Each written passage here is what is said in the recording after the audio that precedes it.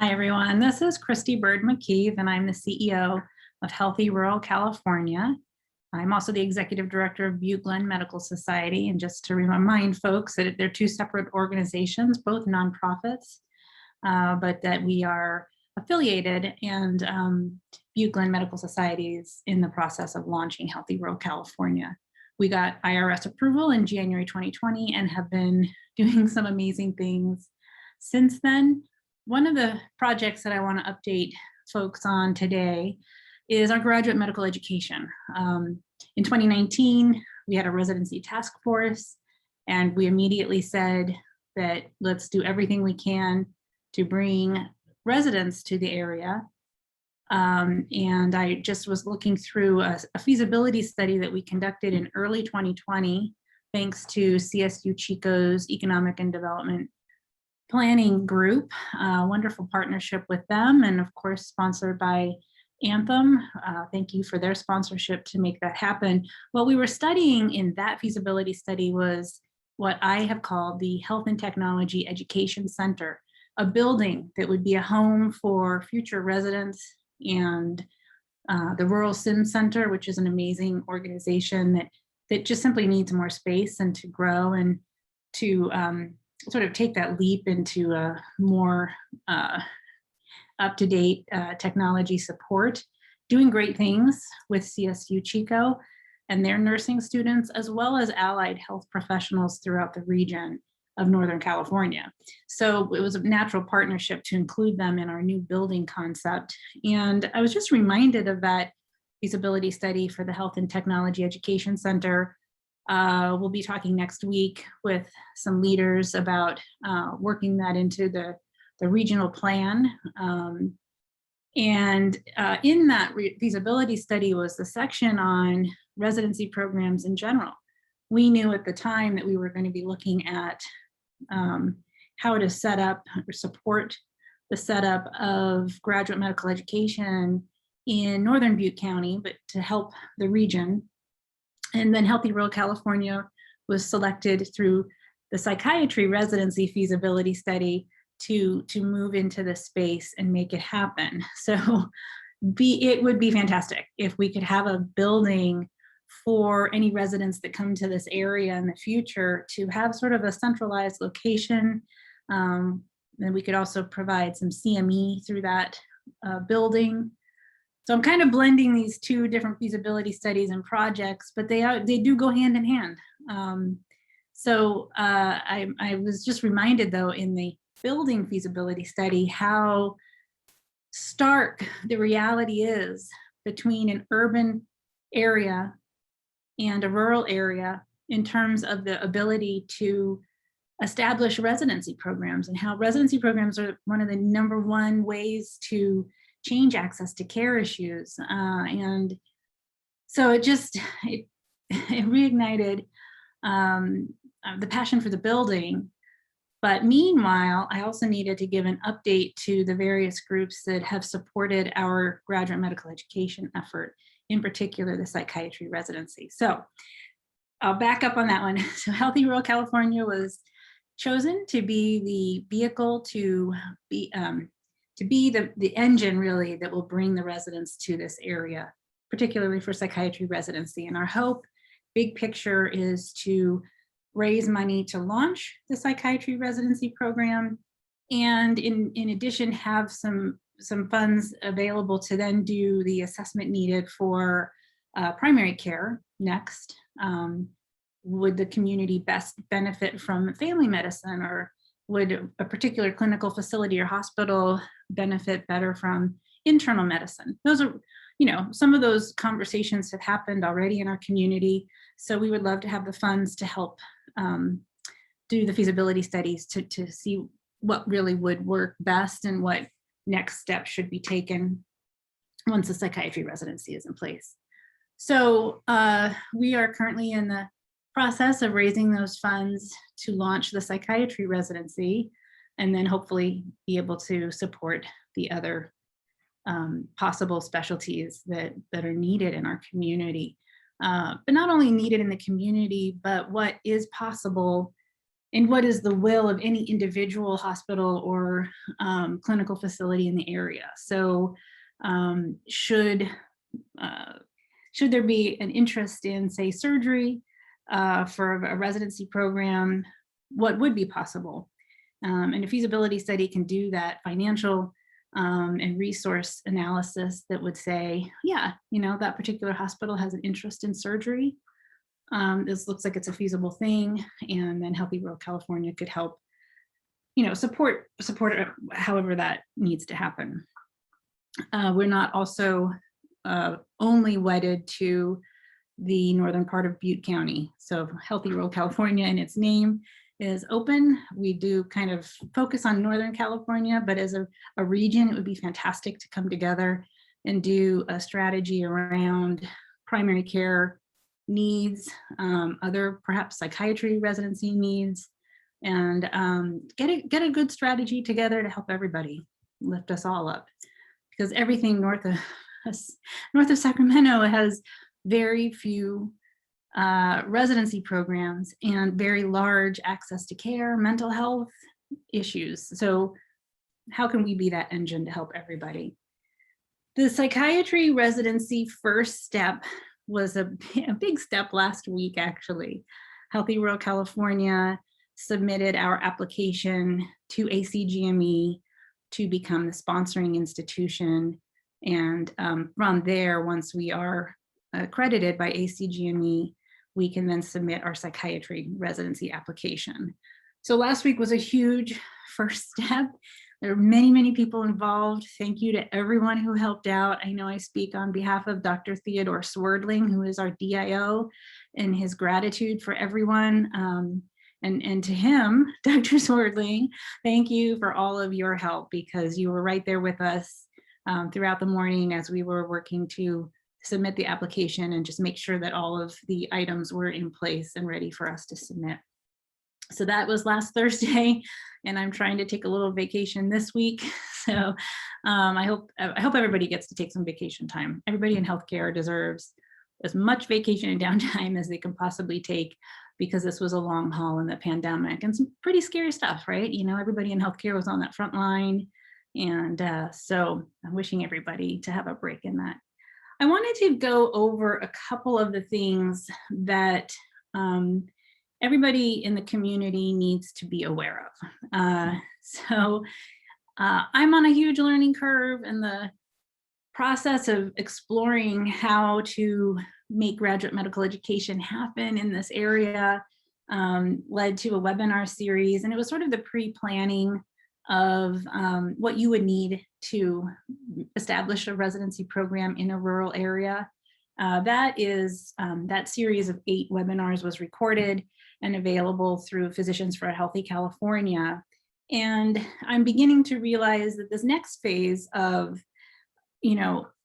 bringing everybody together and getting everyone at the table is a whole other learning process that we're going to go through. And I'm the GME Administrator for Healthy Rural California and this program. It's an honor to have that title and to be doing the work that I'm doing. It is about 0.5 FTE of my time. So again, that's just knowledge that anyone would need to have in order to prepare for having GME in your area. And I do point that out very specifically because I believe in Healthy Rural California and what we're doing, in part because I can see how much resource intensity. I mean, it's just for any one clinical facility, in particular in our area, that has been hit time and time again by disaster after disaster. There just literally has not been an opportunity for any one facility to take on graduate medical education. And I'm just honored that Healthy Rural California was formed in what seems to be perfect timing to keep marching forward with bringing residents to our area. And I'm, it's proof positive that the independent hospitals in the area, the clinical facilities that we have, they're doing great work. But to add on GME to any one of those facilities and hospitals would be an enormous undertaking, and many different people would need to be hired. Whereas with Healthy Rural California, what we're creating is a shared cost resource center. And then Healthy Rural California, once accredited, would employ the residents, provide them with the benefits that they need. I mean, and I'll straight up tell everybody that asks, the difference between what residents need and expect and what ACGME expects us to deliver is not the same residency program that most physicians who have been in their career for more than 10 years would understand. Residents get paid more than prior years. There are benefits, there's moving stipends, there's a lot of support. And the last part of my talk today is going to be about ACGME requirements. So I tell this story because I think it's funny. My husband is in internal medicine in a different county. And when I was telling him what we would probably need to pay our psych residents in order for them to select our clinical facilities as their residency program for 4 years, he wanted back pay, because what we are expected to give residents now is vastly different than what he experienced 20 years ago when he was a resident. So, it's just the reality of where we are now with what ACGME has been putting in place. And so it's part of my job as the GME administrator to make sure that people understand that, and that it is just simply a different game. And that, again, Healthy Rural California is building that program so that we will be delivering to the residents what is needed. On the other side of that coin is that we would need the clinical facilities that we ultimately partner with to understand those ACGME expectations as well, because Healthy Rural California may be the sponsoring institution, but where the psych residents do their residency, the clinical facilities are very beholden to following the accreditation of ACGME. So a huge thank you to, I hope I don't miss anybody. There were 4 program letters of engagement that helped us submit our application last week to ACGME. And I want to say a special thank you to everyone who stepped up and the last minute helped us get those letters together. And that would be Ampla Health, Northern Valley Indian Health, Behavioral Health Butte County, who really are our #1 partners in all of this. And then Therapeutic Solutions with Dr. Ahmed Abush. Just a massive thank you. We all got together, and these facilities basically said, yes, we are in this to make the psychiatry residency happen. And we are just incredibly grateful for those commitments. That's not to say that that's the final group of facilities that we'll be working with to make this residency happen. We have some others that we have been talking to.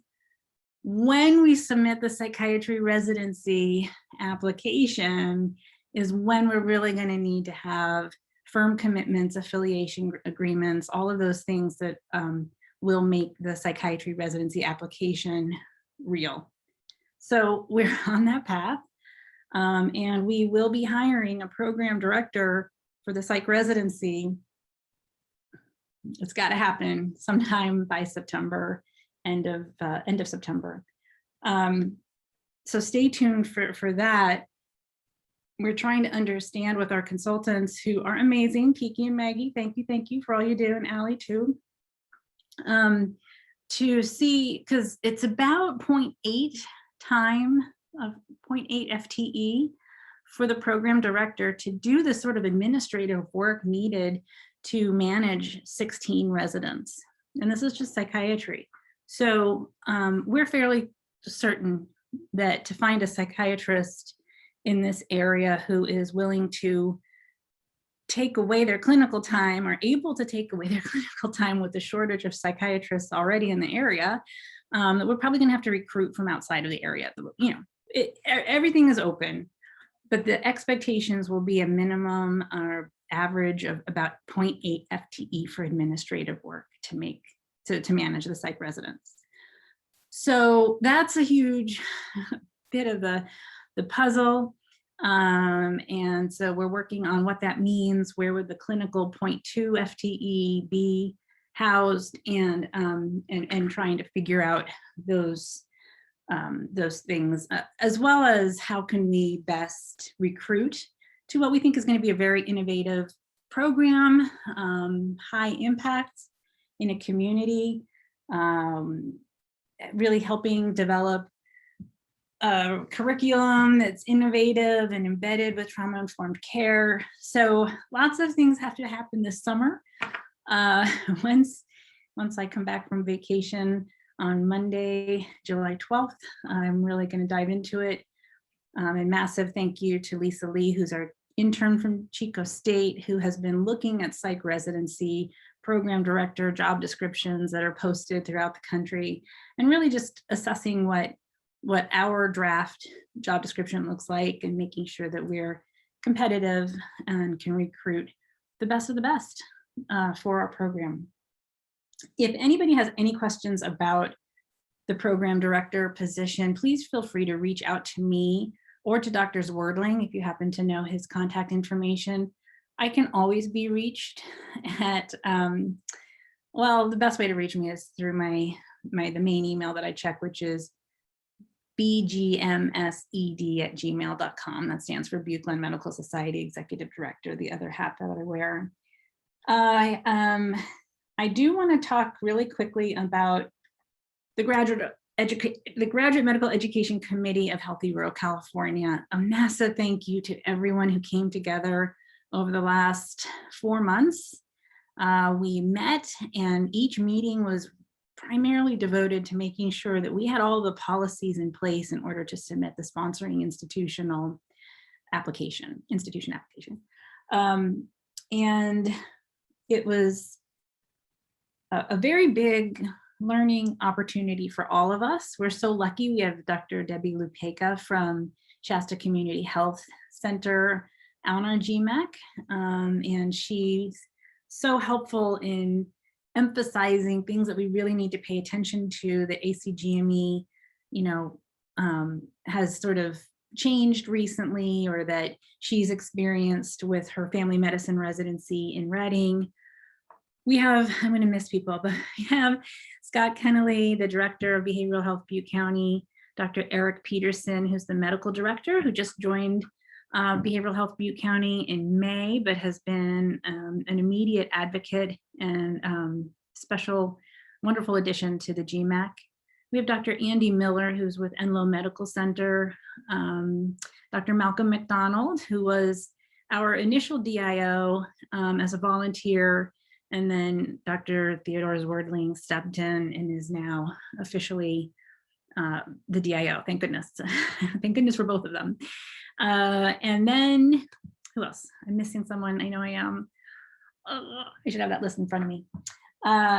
So the GMAC came together, and what I need to communicate to everyone in this community, and I need to figure out a way to email everyone who would like to be involved, especially with psychiatry residency, because that's our first one up, is how much we are all beholden to Acgme as we form this educational program.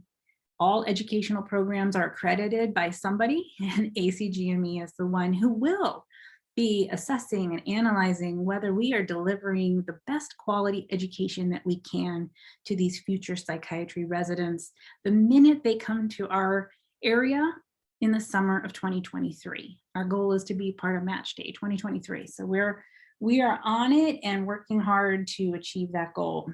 So I'm going to give you a quick overview of the policies that the GMEC put in place and why these are important.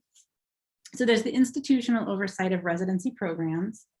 There's an annual institutional review, which is, it's not just some analysis that kind of happens and gets chucked into a binder at some place in Chicago where Acgme is located. No. These are serious reviews that must happen and will happen through Healthy Rural California. And so the AIR, the Annual Institutional Review, is a very important, one of the first policies that we as a committee approved. Oh, I'm also on the committee as the GME Administrator. We also have a policy about information provided to residency program applicants. We had a choice whether we wanted to participate in match day, and we chose yes, we do.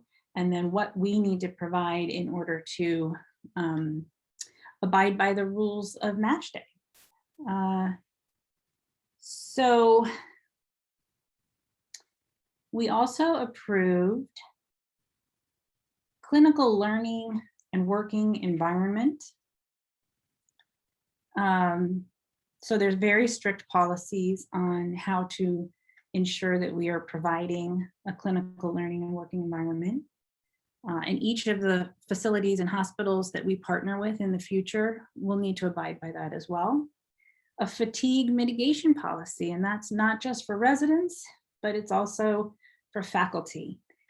Very, very, very important. And as many of those of us who have been in medical education for quite some time, I used to work at the UC Davis Vice Chancellor and Dean's office. And through that job, I sat with the education deans and, you know, talked about how the residency program expectations were changing because Acgme understood that medical residents pretty much in every specialty were overworked and underpaid, and that needed to change. So it has changed, and we have this in our policies now. So fatigue mitigation is a policy, and it's a very important policy. The resident eligibility selection and appointment policy was also approved.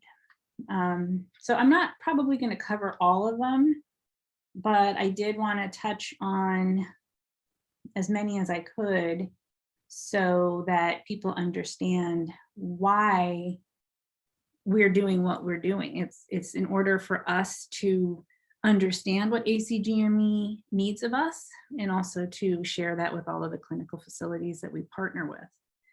So renewal, promotion, dismissal, that's a policy. So, you know, we have to have a very strict and well communicated policy around how residents operate, and faculty as well. Grievance and due process policy, the clinical and educational work hours policy, and the moonlighting policy, right? What do we allow residents and to, you know, what does Acgme expect of our residents in terms of their moonlighting efforts? This looks like our last set of policies.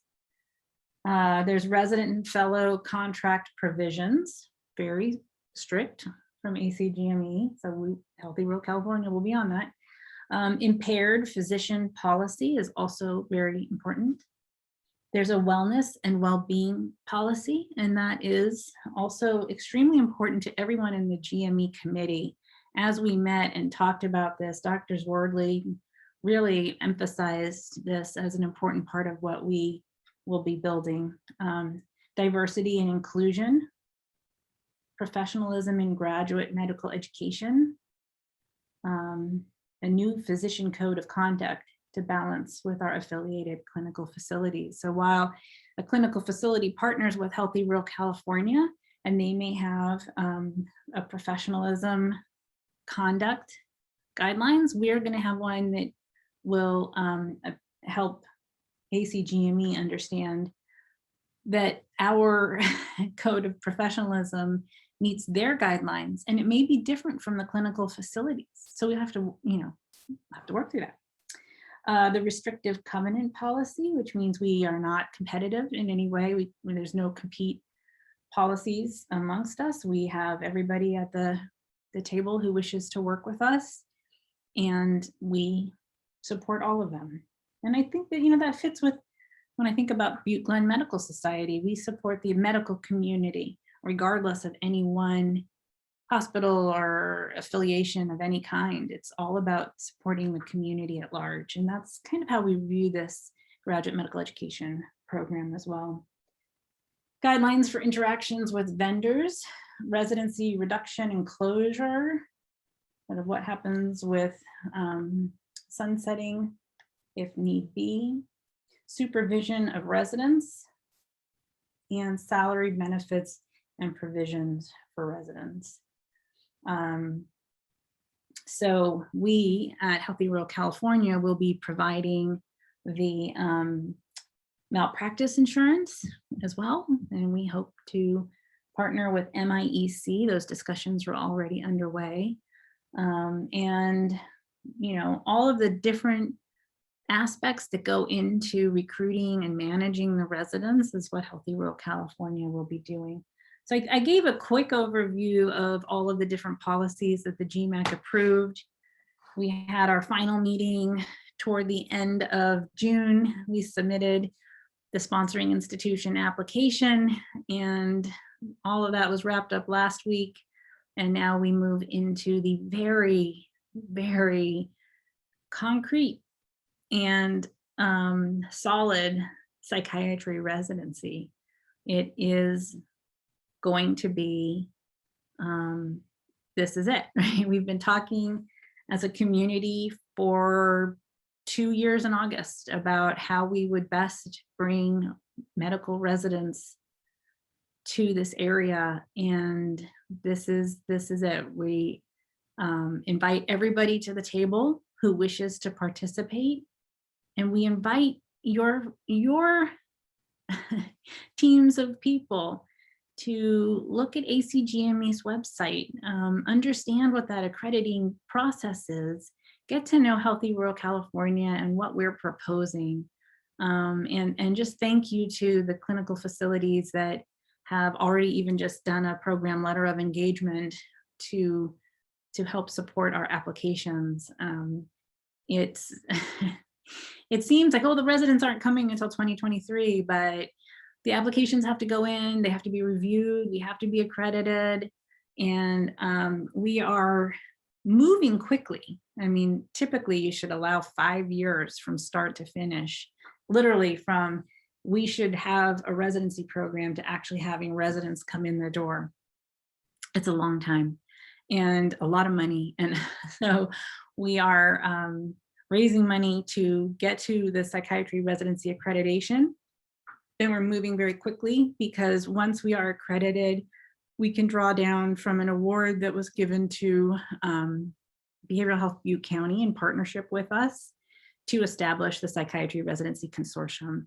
And that is an award from OSHPD, the Workforce Education and Training PECE grant.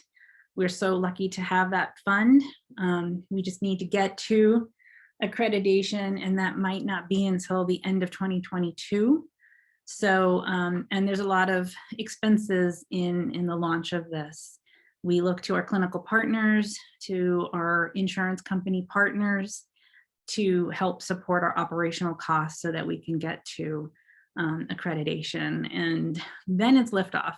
And then once the residents are in the area and the GME reimbursements kick in 2024, we will be just fine the way that the plan has been set up through our feasibility study. So that is it in a nutshell. I really wanted to hammer home the importance of accreditation for an education program. When you think of a hospital and the Joint Commission really accredits that hospital and ensures that the hospital is doing what it needs to do. When you're at a medical school, as I learned at UC Davis School of Medicine, LCGME accredits their UME, which is the undergraduate medical education programs. ACGME is the accrediting body for graduate medical education. And so our goal is to ensure that whatever we build is right there in line with all of ACGME's accreditation. If there is any other information sharing that I can do, I'd be happy to. Of course, Dr. Wordling would as well. We're we're in it to make this happen and to help our community bring more psychiatry residents to the area, as well as graduate medical education in all of its forms. And we look to the clinical facilities and hospitals to be that GME partner that makes it all happen, because doing it yourselves is a very long, intensive and resource-driven effort. So we're already down that path and making it happen. So thank you to everybody who spent the time to listen to this update. Today is Thursday, July 8th, and it's just wonderful to take the time to reflect with gratitude for everyone who helped get us to here to submit that sponsoring institution application. It really does take a village, and we look forward to the next big phase, submitting the psychiatry residency application. All right, you all have a wonderful rest of your week. Hopefully you get to take vacation, and I will talk to you soon.